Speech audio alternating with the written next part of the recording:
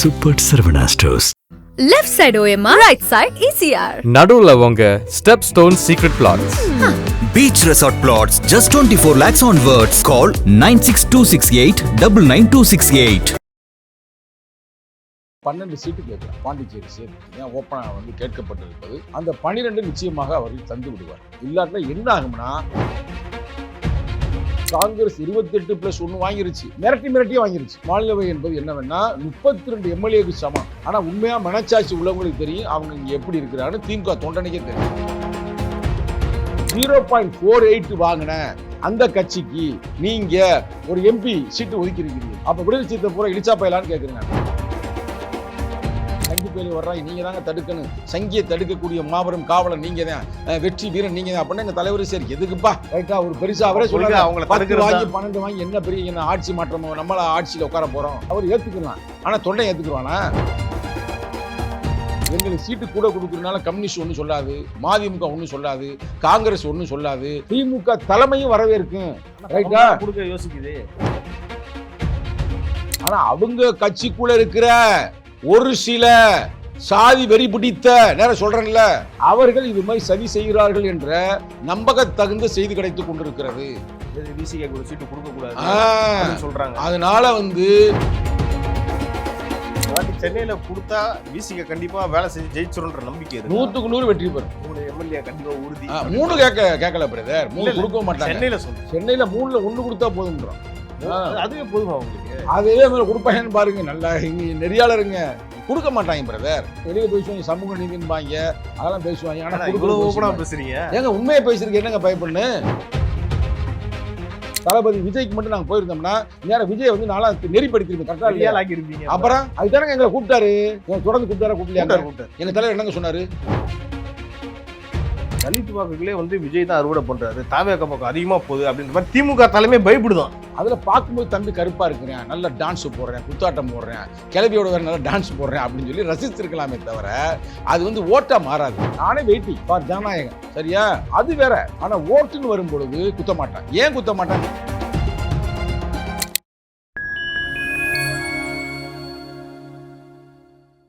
Fine time நேயர்களுக்கு வணக்கம். இன்று நம்மோடு இணைந்திருப்பவர் விசிகாவின் இளைஞரணி செயலாளர் திரு சங்கத்தமிழன் அவர்கள். வணக்கம். வணக்கம். திமுக கூட்டணியில விசிகாக்கு எவ்வளவு சீட்டு கொடுப்பாங்க அப்படின்ற மாதிரி ஒரு பிரச்சனை போயிட்டு இருக்கு. நீங்க சொன்னீங்க இரட்டை இலக்கையில் இந்த வாட்டி வாங்குவோம்னு சொன்னீங்க. ஆனா இந்த வாட்டி 8 தான் கொடுக்க போறதா ஒரு தகவல்லாம் வந்திருக்கு. என்னென்ன எப்படி பாக்குறீங்க இதை? தகவல் 1000 வரலாம். ஆனால் எப்பொழுது எங்கள் தலைவர் கையெழுத்திடுகிறாரோ அதுதான் நீங்க அதிகாரப்பூர்வமா ஏற்றுக்கொள்ள வேண்டும். நாங்கள் இப்போ 2 இலக்கம் கேட்கிறோம். 12 சீட்டு கேட்குறோம் பாண்டிச்சேரி சேர்த்து, சரிங்களா? 10+2 12 இதுதான் ஓப்பனாக கேட்கப்பட்டிருப்பது. அந்த 12 நிச்சயமாக அவர்கள் தந்து விடுவார்கள். அதனால் பிரச்சனையே இல்லை. இன்னமும் சொல்லப்போனால் நம்ம தலைவர் கேட்ட கரெக்டாக சொல்கிறேன். 12+3 15 கேட்டிருக்கிறார். 15 அதாவது இதில் பேட்டியிலே கொடுத்தாருலங்க. 2 இலக்கம், அதே நேரத்தில் 3 சீட்டு கேட்குறான். என்ன சொன்னார்? 2 தலித்து 1 நான் தலித்து. எங்கே? இதில் பாண்டிச்சேரியில். ஆக மொத்தம் நாங்கள் கேட்பது 15. மீண்டும் சொல்லுகிறேன், 12+3 15. இப்போ அவங்க 10+2 12 கொடுத்தால் மகிழ்ச்சி, வரவேற்கிறான். இல்லாட்டினா என்ன ஆகும்னா திமுக தொண்டனே அப்செட் ஆயிடுவேன். நான் சொல்ற பாயிண்ட், திமுக தொண்டை என்ன சொல்றான்னா அந்த கூட்டணியிலே வலிமையான அமைப்பு விடுதலை சிறுத்தைகள் தான். இன்னமும் சொல்ல போனால் காங்கிரஸ் 28+1 வாங்கிருச்சு, மிரட்டியே வாங்கிருச்சு. காட்டி அது செங்கோட்டைன்னு சொன்னார்ல, எங்களை காட்டியே வாங்கிட்டாருன்னு சொல்லிட்டாப்ல. ரைட்டு. அப்ப 28+1 ஒரு மாநிலவை என்பது என்னவென்னா 32 எம்எல்ஏக்கு சமம். அப்ப 28+32 கூட்டிக்கிறங்க, 60 ஆயிடுச்சு. அதான் உண்மை.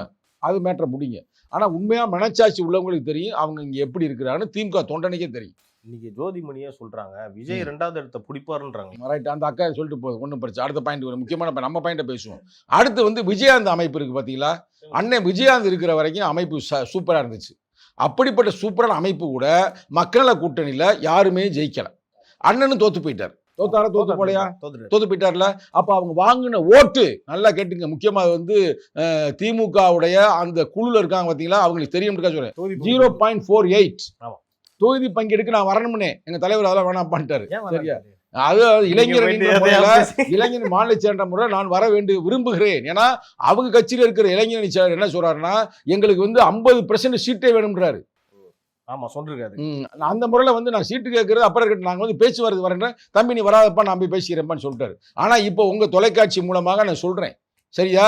அப்போ 0.48 வாங்கின அந்த கட்சிக்கு நீங்கள் ஒதுக்கி இருக்கிறீங்க, ஒரு எம்பி சீட்டு ஒதுக்கி இருக்கிறீங்க. தேர்தல் நிற்க தேவையில்ல, பல கோடி செலவழிக்க தேவையில்ல, சுத்த தேவையில்ல, இந்த வெயில்ல ஸ்ட்ரைட்டாக போய் நீங்கள் உட்கார வேண்டியதான் கொடுத்துருக்கீங்க. அப்போ 32 எம்எல்ஏ நீங்கள் கொடுத்துட்டீங்க, எடுத்து கையில் கொடுத்துட்டீங்க. 32 சீட்டு, 32 சீட்டு தான், எம்எல்ஏ தான். எம்எல்ஏ ஓட்டு போடாதானே போக முடியும். 32 கொடுத்துட்டீங்க. பிளஸ் இப்போ எத்தனை கொடுக்க போறீங்கன்னு தெரியல, எங்களுக்கு கேள்விப்பட்ட வரைக்கும் 6 வரைக்கும் கொடுக்குற மாதிரி சொல்றாங்க. போன வாட்டி 6 தான் கொடுத்தாங்க. அப்ப 32 + 6 ரைட், அந்த மேட்டர் முடிஞ்சு போச்சா?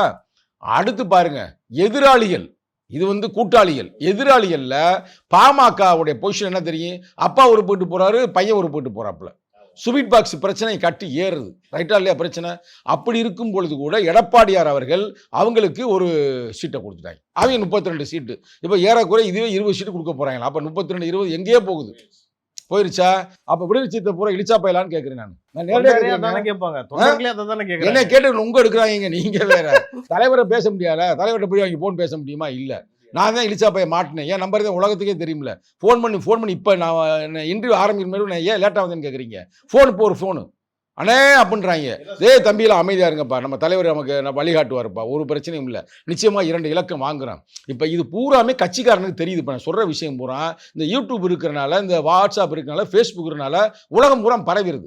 பரவிட்டு 2 இலக்கம் வந்து எங்கள் தலைவரை வந்து ஏமாற்றி எங்கள் தலைவர்கிட்ட போய் கொஞ்சம் ஐயோ என்னங்க பண்ணுறது, அதாயிருச்சு இதாயிருச்சு, சங்கி பயிலுக்கு வர்றாங்க, நீங்கள் தாங்க தடுக்கணும், சங்கியை தடுக்கக்கூடிய மாபெரும் காவலன் நீங்கள் தான், வெற்றி வீரன் நீங்கள் தான் அப்படின்னு எங்கள் தலைவர். சரி எதுக்குப்பா ரைட்டா, ஒரு பெருசாக அவரே சொல்லுங்க, அவங்களை 10 வாங்கி 12 வாங்கி என்ன பெரிய என்ன ஆட்சி மாற்றம், நம்மள ஆட்சியில் உட்கார போகிறோம், நம்ம வந்து சங்கி பயில வரக்கூடாது தடுப்பா அப்படின்னு அவர் செய்யலாம் நல்ல எண்ணத்தில்.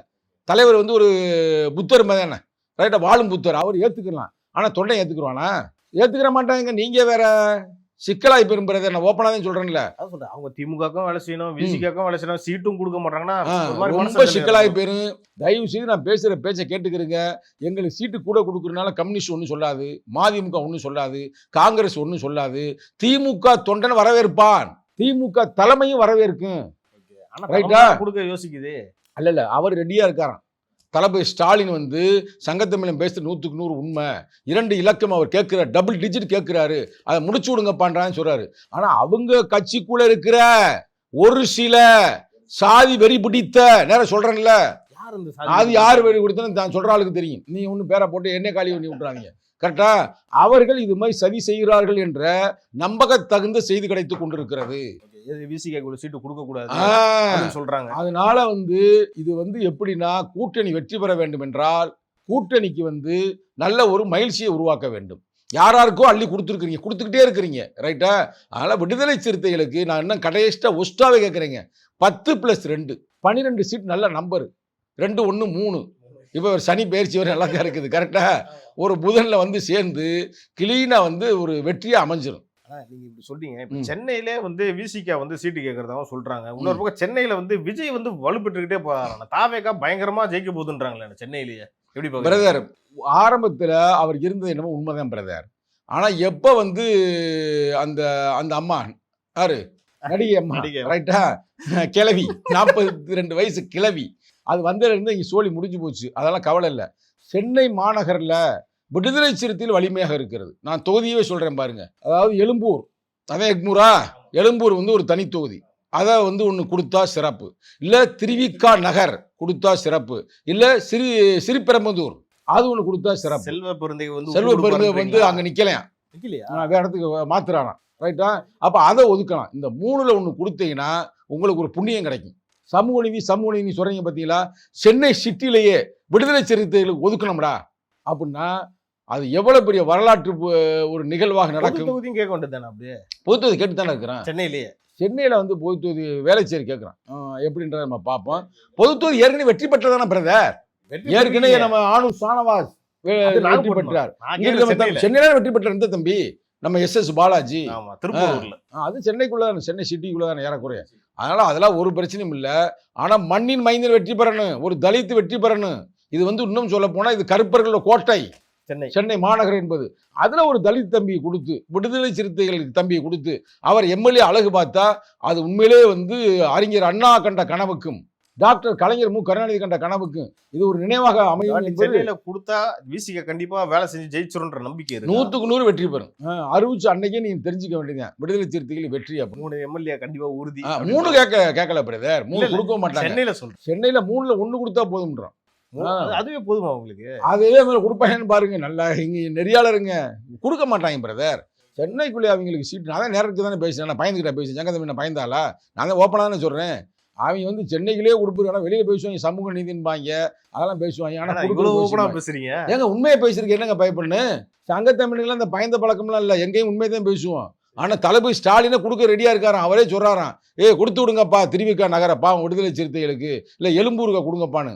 ஆனா சில பேர் திருப்பி சொல்றேன், நான் வந்து எவிடன்ஸ் இல்லாம பேசுற ஆள் இல்ல. இப்ப நான் அவளை பேசும்போது என்னை கூப்பிட்டு கேட்க மாட்டாங்களா? என் கட்சி தலைவர் கேட்க மாட்டாரா? எடுத்து காட்டிடுவோம்ல கரெக்டா இந்தந்த தலைவர் என்னென்ன பேசியிருக்காங்கன்னு. ஏன்டே பேசின ரெக்கார்டே இருக்குது.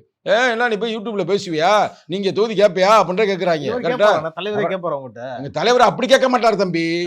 சில எதிராளிகள் இல்ல நான் பேசுறது நீங்க இவ்வளவு ஓப்பனா பேசுறீங்களே, ஏன்பா இப்படிலாம் பேசிக்கிட்டு? அப்படிலாம் கேட்க மாட்டாங்க. தலைவர் என்ற பல்கலைக்கழகத்துல படிச்சிருக்கிறான். தலைவர் ஒரு பல்கலைக்கழகம், திருமா ஒரு பல்கலைக்கழகம். அங்க இருக்கிற சிலபஸ்ல தான் பேசுறேன். சிலபஸை மீறி நாங்க பேச மாட்டோம். சிலபஸ்ல என்ன எழுதிருக்கு அதான் நாங்க பரிசு எழுத முடியும். அதனால அந்த இதெல்லாம் ஒன்றும் பிரச்சனை இல்லை. ரைட்டா? தாண்டி நீங்க பேசுறீங்க, இப்பெல்லாம் பேசக்கூடாது அப்படிலாம் சொல்லவே. அப்படி பேசினா கேட்பாரு. அப்படி பேசல. இப்ப நான் பேசுனதுல ஏதாவது தவறு இருந்தா சொல்லுங்க, இப்ப பேசுவோம். நான் பேசுனதுல ஏதாவது குற்றம் இருந்தா சொல்லுங்க, இல்ல சிலபஸை தாண்டி இருக்கா சொல்லுங்க. ஏங்க பைத்தியக்காரத்தனமா பண்ணிக்கிட்டு இருக்கிறாங்க. நீ யாரும் எங்களுக்கு தான் முத அறிவிச்சிருக்கணும். விடுதலை சிறுத்தைகள் 10 சீட்டு அப்படின்னு நான் கேட்டமா, எங்க தலைவர் என்ன சொன்னாரு? இதெல்லாம் விவாதிக்கக்கூடிய விஷயமே இல்ல, இது பார்கின் பண்ணக்கூடிய விஷயம் இல்ல. இது என்ன இதா பிசினஸா? எனக்கு அந்த சீட்டு கொடுக்கல, அங்க திறந்துலையா, கூப்பிடலையா? தளபதி விஜய்க்கு மட்டும் நாங்கள் போயிருந்தோம்னா நேரம் விஜய் வந்து நான்லாம் நெறிப்படுத்திருப்பேன். தம்பி இதுமாதிரி நீ வந்து கிளவியெல்லாம் கூட்டிகிட்டுலாம் வராது தம்பி, இது மாதிரிலாம் பண்ணாத, கிளவி சைடில் வச்சுக்க, ஒன்றும் பிரச்சனை இல்லை. போனோமா சாப்பிட்டோமா இலையை தூக்கி போட்டோமான்னு இருக்குன்னு தேவையில்லாம் பண்ண அறிவுரை பண்ணி தம்பி நாங்கள் பில்டப் பண்ணியிருப்போம். கரெக்டாக ஆக்கியிருப்பீங்க. அப்புறம் அதுதானங்க எங்களை கூப்பிட்டாரு. எங்களை தொடர்ந்து கூப்பிட்டாரா? எங்க தலைவர் என்னங்க சொன்னாரு? டோரையும் க்ளோஸ் பண்ணிட்டோம், ஜன்னலையும் க்ளோஸ் பண்ண சொன்னாரா சொல்லியா? சும்மா பயந்துக்கலாம் இங்க இல்லைங்க விடுதலை சிறுத்தைகள். ரைட்டா சொன்னாரா சொல்லியா? எங்களை இவர் கூப்பிடல, எடப்பாடியாரு கூப்பிட்டுக்கிட்டே இருந்தாரு. வாங்க கூப்பிட்டாரு. இங்க பாருங்க, இப்ப கூட எங்க தலைவர் இப்படி கண்ணு அசைச்சாருன்னா பிஜேபி ஒரே அடிச்சு விரட்டி விட்டுருவாப்ல. ஏங்க அவ்வளவு சிக்கலுங்க. இப்ப ஆந்திரால என்னங்க நடக்குது? ஆந்திரால என்ன நடக்குது இப்ப? இல்ல விஜய் கதை முடிஞ்சு. விஜய் பக்கத்து நீ நாங்க அந்த பக்கத்தை திரும்பி கூட பார்க்க மாட்டேன். நானும் 1000 பூக்கள் மலரட்டுன்னு வாப்பா தம்பி அரசியல் சொன்னேன்.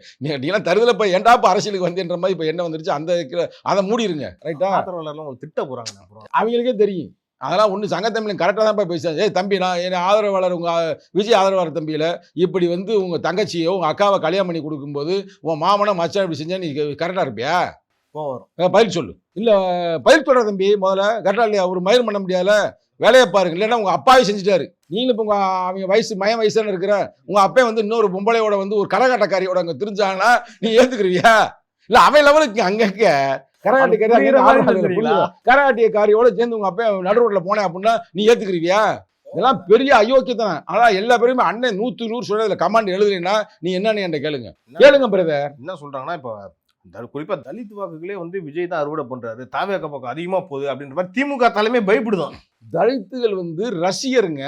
இந்த தமிழ்நாட்டில் மட்டுமல்ல இந்தியாவிலேயே நல்ல ஒரு கலைஞர்கள், நல்ல ரசிகர்கள் யாருன்னா தலித் தம்பிமார்கள் தான். அதில் பார்க்கும்போது தம்பி கருப்பாக இருக்கிறேன், நல்லா டான்ஸ் போடுறேன், குத்தாட்டம் போடுறேன், கிளவியோட வேறு நல்லா டான்ஸ் போடுறேன் அப்படின்னு சொல்லி ரசிச்சிருக்கலாமே தவிர அது வந்து ஓட்டாக மாறாது. இப்போ நாங்கள் வேறு இந்த விஷயத்தை பூரா சொல்லிட்டோம்ல, யூடியூப் வேறு முறையெல்லாம் இல்லை. இப்போ நம்ம தொடர்ந்து பேசியிருக்கிறோம்ல, அதனால் தொடர்ந்து போகும்போது அவர்கள் அரசியல்படுத்தப்படுகிறார்கள். அரசியல்படுத்துறதுனால நாங்கள் படத்தை ரசிப்போம். நானே வெயிட்டிங் ஃபார் ஜனநாயகன், சரியா? அது வேற.